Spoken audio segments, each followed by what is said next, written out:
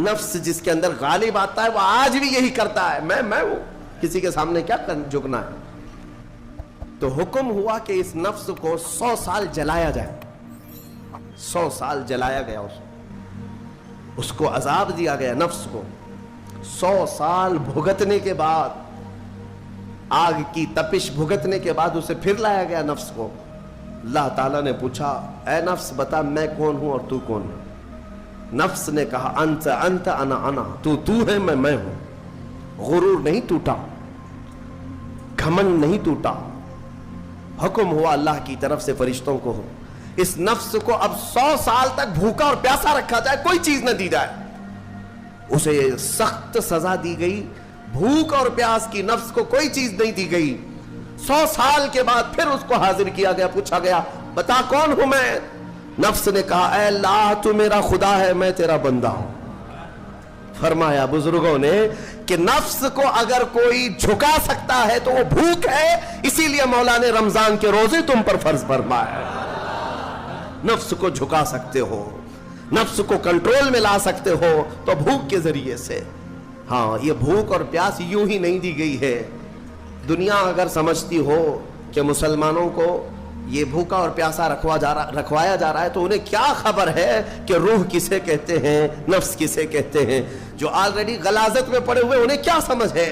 لیکن الحمدللہ ہمارا تصور ہے آخرت کا، ہمارے ہاں تصور ہے جنت کا، ہمارے ہاں تصور ہے جہنم کا، اللہ کی بارگاہ میں حساب کا۔ اس لیے ضروری یہ بن پڑتا ہے کہ ہم اپنی دنیا میں ہی اصلاح کریں۔ میرے عزیزوں، اس نفس کی جو تباہ کاریاں ہیں اس سے بچنا ہر نوجوان کے لیے ضروری ہے۔ تم روزوں کو ہلکے میں مت لو۔ اس سے پہلے بھی میں کہا کرتا تھا، آج پھر سے میں ریپیٹ آپ کے سامنے کہتا ہوں، مسلمان کے لیے روزے جو فرض کیے گئے آپشنلی نہیں ہے میرے عزیز، یہ آپشنلی نہیں ہے، اختیاری نہیں ہے، جسے چاہے وہ رکھے جسے چاہے وہ چھوڑے۔ ہاں ہمارے ہاں معاشرہ ایسے ہی ہے نا، ہاں صبح اٹھ کر کے لوگ پوچھتے رہتے ہیں روزہ ہے، روزہ ہے؟ کیوں پوچھ رہے ہو روزہ ہے؟ مسلمان ہے تو روزہ فرض ہے، روزہ فرض ہے۔ اگر میں آپ کو پوچھوں اچھا لگے گا؟ انسان ہو اچھا لگے گا، سامنے دکھ تو رہا ہے انسان ہے، پھر کیا پوچھنا ہے؟ مسلمان کے لیے روزہ ایسا ضروری ہے جیسے اس کے لیے انسان ہونا ضروری ہے۔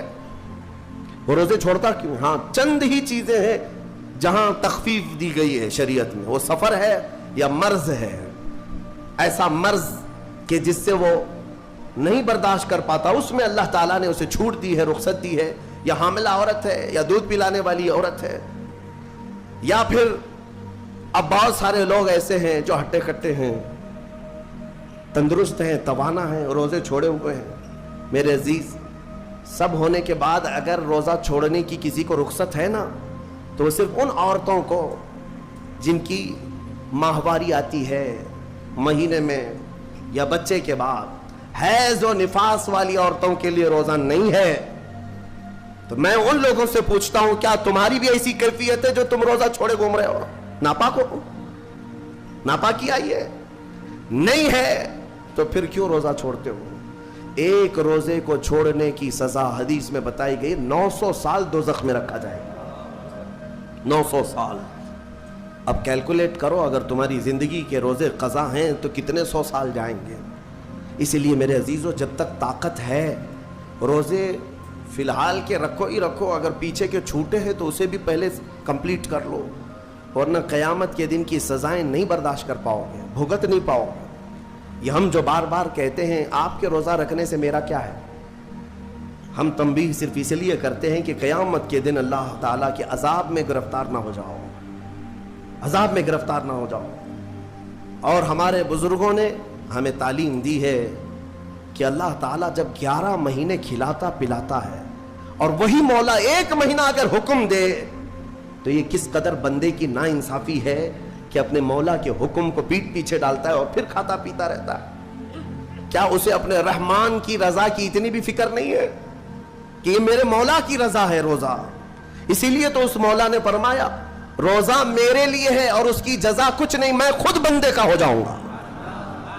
الصوم لی وانا اجزا بہ، اور ایک حدیث میں اجزی بھی پڑھا گیا، یعنی روزہ میرے لیے ہے اور میں ہی اس کی جزا ہوں، میں ہی اس کی جزا ہوں۔ مطلب یہ ہے کہ دوسرے اعمال کی جزا میں جنت ہے، محلات ہے، الگ الگ ثواب ہے، لیکن روزے کے متعلق مولا نے فرمایا میں خود ہی اس کی جزا ہوں. تجھ سے تجھی کو مانگ کر مانگ لی ساری کائنات، جس کا خدا ہو گیا اس کی ساری کائنات. میرے عزیزوں، اللہ تبارک و تعالیٰ اگر کسی بندے کا ہے تو پھر اس کے کیا کہنے.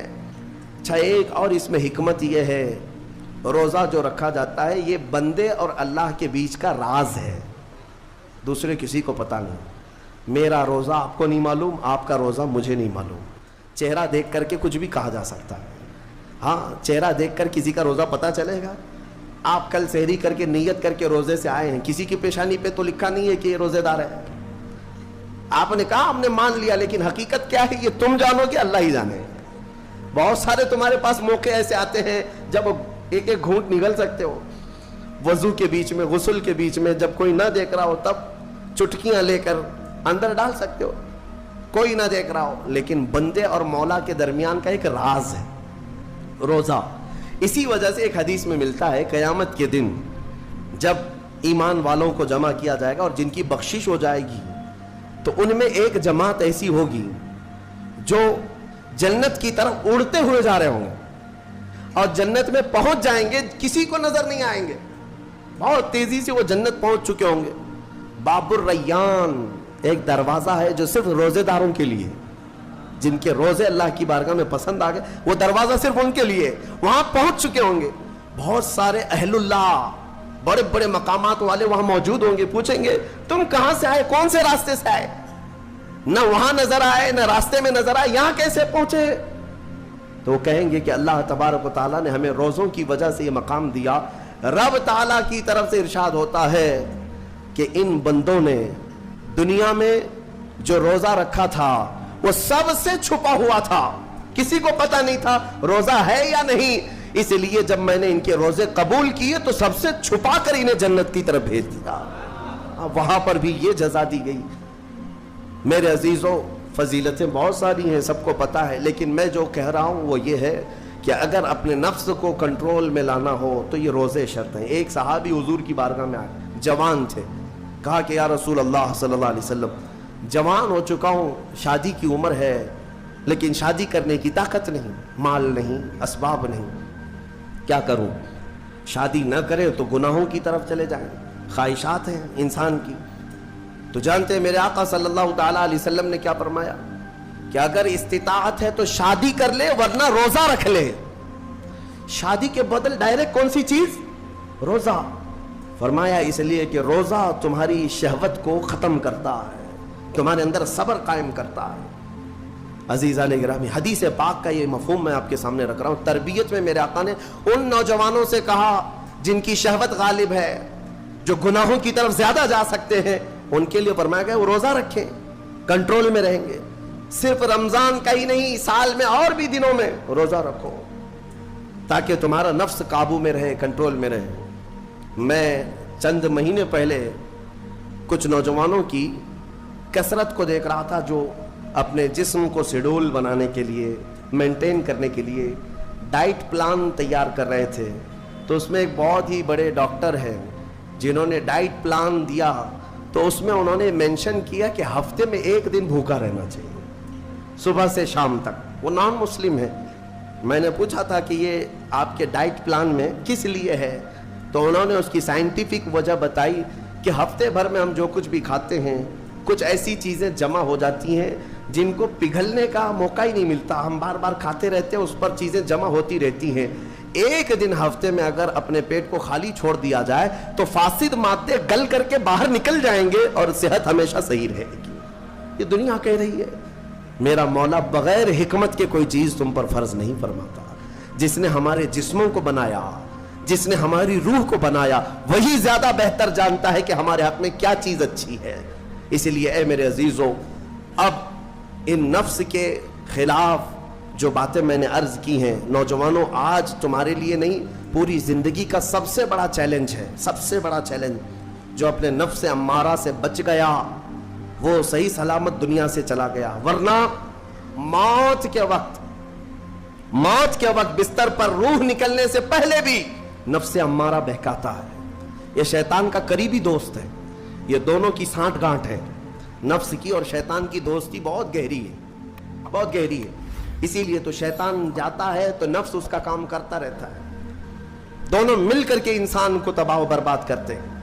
لیکن اس کے باوجود اگر آپ بچے ہیں تو یہ اللہ کا فضل ہے. تم ناظرین اکرام، اسی طرح کے اور واقعات اور بیانات سننے کے لیے چینل کو سبسکرائب کریں، بیل آئیکن کو دبائیں تاکہ اگلے آنے والے ویڈیو کا نوٹیفیکیشن ترنت آپ کے پاس پہنچ جائے.